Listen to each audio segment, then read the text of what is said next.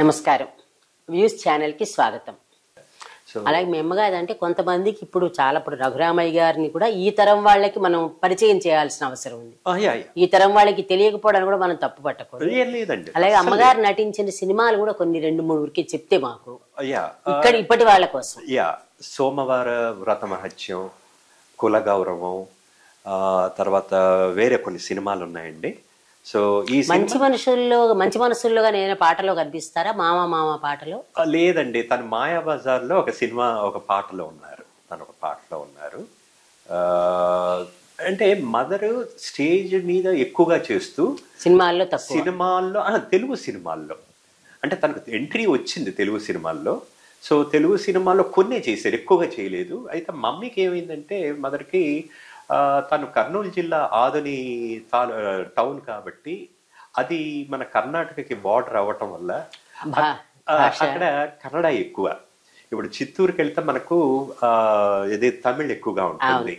So అక్కడ తెలుగు వాళ్ళు కూడాను ఈజీగా తమిళ్ మాట్లాడేస్తుంటారు. సో ఆ రకంగా మదర్కి కన్నడ కూడా రావటం అనుకోకుండా ఈ స్టేజ్ నుంచి ఆవిడ కన్నడ స్టేజ్ గొబ్బి వీరಣ್ణ అనే ఒక ఫేమస్, ఇప్పుడు తెలుగులో సురభి ఎలాగో కర్ణాటకలో గొబ్బి వీరಣ್ణ అనే ఒక స్టేజ్ కంపెనీ ఉందండి. సో దాంట్లో తనకి బ్రేక్ వచ్చింది. సో అది నెంబర్ 1 కంపెనీ ఆ రోజుల్లో. సో అక్కడ ఆవిడకి బ్రేక్ రావటం, అక్కడ ఆ స్టేజ్ మీద చేయటం, తెలుగు అండ్ కన్నడ రెండిట్లో కూడా ఆవిడకి మంచి పట్టు ఉంది. ఇన్ఫాక్ట్ మదర్ తమిళ్ కూడా బాగా మాట్లాడతారు, ఎందుకంటే ఫిల్మ్ ఇండస్ట్రీ అంతా కూడా అక్కడే ఉండేది కాబట్టి ఇది వరకు. సో నాన్నగారు అమ్మగారు మేమంతా అక్కడ పెరిగి ఉన్నాం. సో కాబట్టి మా మదర్కి అక్కడ తమిళ్ కూడా ఈ రోజుకి బాగా మాట్లాడతారు, తమిళ్ కూడాను. సో ఆ రకంగా మదరు అక్కడ కన్నడ ఫిల్మ్ ఇండస్ట్రీ స్టేజ్ మీద చేస్తూ సినిమాల్లో బ్రేక్ వచ్చింది. ఏది కన్నడ సినిమాల్లో. సో ఇంకా కన్నడ సినిమాల్లో బ్రేక్ రావటం, మదర్ ఒక మంచి ఆర్టిస్ట్గా, తర్వాత నేచర్ కూడాను.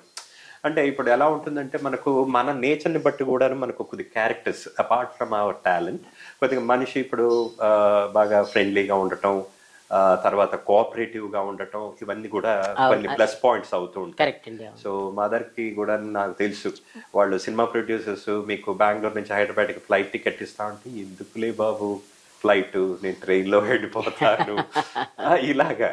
సో ఏదైనా 5 స్టార్ హోటల్స్ లాగా పెద్ద హోటల్స్ అంటే అక్కర్లేదు బాబు, పర్వాలేదు, అయితే మామూలు హోటల్ అయినా పర్వాలేదు. ఈ రకంగా మదర్ చాలా డౌన్ టు ఎర్త్.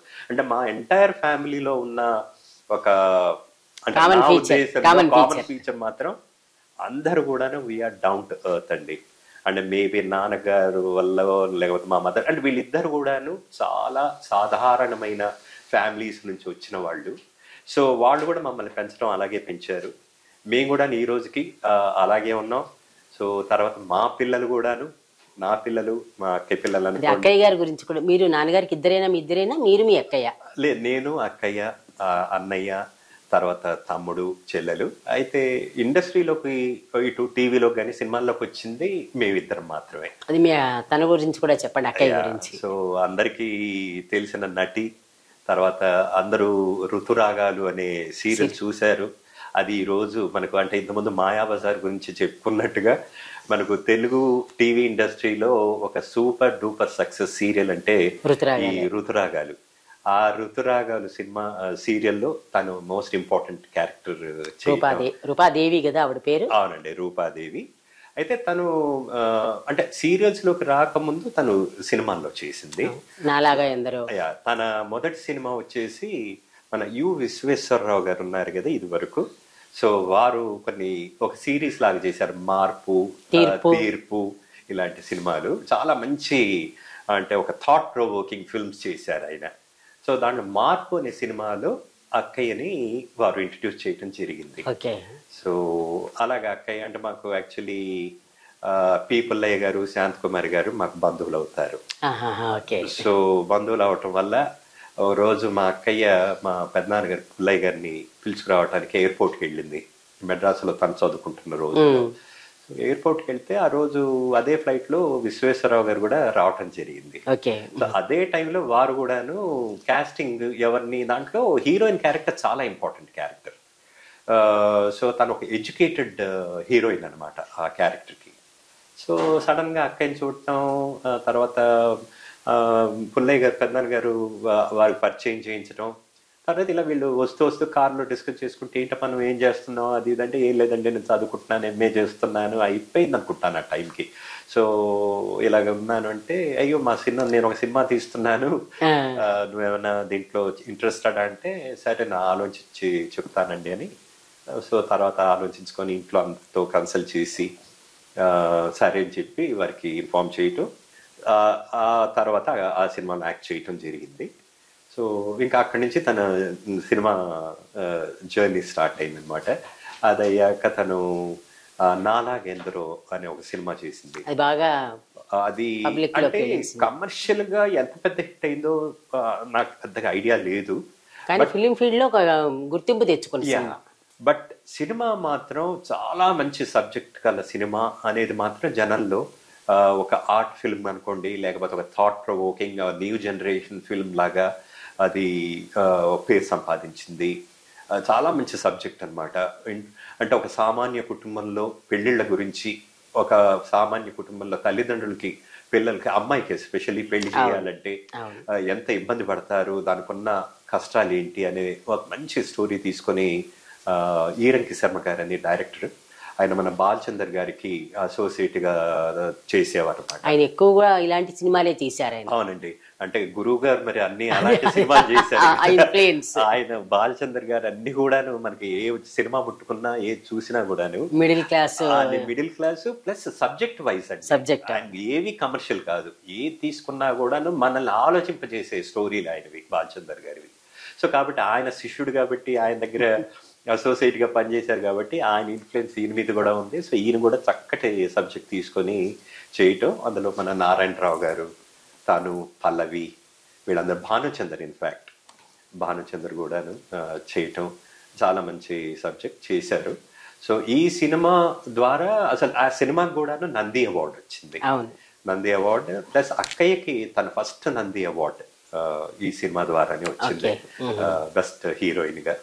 సో అక్కడి నుంచి ఇంకా తనకి తర్వాత సినిమాలు రావటం, తెలుగు సినిమాల్లో రాధాకృష్ణ అని చెప్పి దాంట్లో of course she second heroine దాంట్లో, ఇంకా కొన్ని సినిమాలు కూడా చేశారు తను.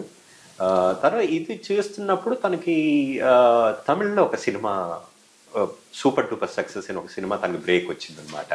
అదేంటంటే ఒరుతలై రాగం అని చెప్పేసి, అది 80s లో, అంటే 879 అలా రిలీజ్ అయింది. అది 1 year అండి, కంటిన్యూస్ గా. ఇంకా అంటే మేము ఆ రోజులు విన్నది ఏంటంటే కొన్ని థియేటర్లు వెళ్తే ఇంకా బోర్ అయిపోయి అదే సినిమా చూపించి వాళ్ళకి బోర్ అయ్యి వాళ్ళు ఆ సినిమా అక్కడితో డిస్కంటిన్యూ చేశారు అన్నట్టుగా. కానీ బట్ 1 year రన్ అయిన సినిమా తమిళ్ ఇండస్ట్రీలో ఒక రికార్డ్ సృష్టించిన సినిమా. ఈ రోజు కూడాను చాలా మందికి, అంటే maybe not the latest generation కాకపోయినా, బట్ ఆ రోజుల్లో మాత్రం ఆ సినిమా చాలా, పాటలు అయితే సూపర్ డూపర్ సక్సెస్ అండి. సో ఆ సినిమాలో తను హీరోయిన్ చేయటం, ఇంకా అక్కడి నుంచి తను మలయాళం సినిమాలు కూడా చేసింది, కన్నడ సినిమాలు చేసింది. కన్నడలో డాక్టర్ రాజ్ కుమార్ గారితో 2 సినిమాల్లో చేయటం, ఇంకా వేరే సినిమాలు కూడా చేయటం, వేరే స్టేట్ అవార్డ్స్ కూడా తను తెచ్చుకుంది. తర్వాత తెలుగు సినిమాలతో పాటు టీవీ సీరియల్స్లో తనకి ఈ రోజు నాకు తెలిసి 11 Nandi awards, highest almost. So ఇన్ని అవార్డ్స్. తర్వాత అంటే తను ఇంత ఎక్స్పీరియన్స్ ఇంత చేసినందుకు ఏమో, అంటే మన స్టేట్ డివైడ్ అయ్యాక, ఆంధ్రప్రదేశ్ డివైడ్ అయ్యాక మళ్ళీ సపరేట్గా ఇంకొక ఆంధ్రప్రదేశ్ అనే స్టేట్ ఇప్పుడు ఏదైతే ఉందో, అక్కడ చంద్రబాబు గారు సీఎంగా ఉన్న టైంలో మళ్ళీ నంది అవార్డ్స్ అక్కడ కూడా టేకప్ చేసినప్పుడు కోఇన్సిడెంట్లీ అక్కయ్యనే పిలిచి జూరీ హెడ్ గా సెలక్షన్ ఇవ్వడానికి ఇప్పటి వరకు తీసుకున్నాం ఇంకా చాలు, ఇప్పుడు వేరే వాళ్ళకి ఇచ్చే విషయంలో సెలెక్ట్ చేయడానికి తన్ని జూరీ హెడ్ గా పెట్టి ఒక 2 ఏళ్లకో 3 ఏళ్ల మొత్తం ఒకటేసారి ఇస్తుంటారు కదా. సో అలాగా తను పెట్టి చేయటం జరిగింది. తను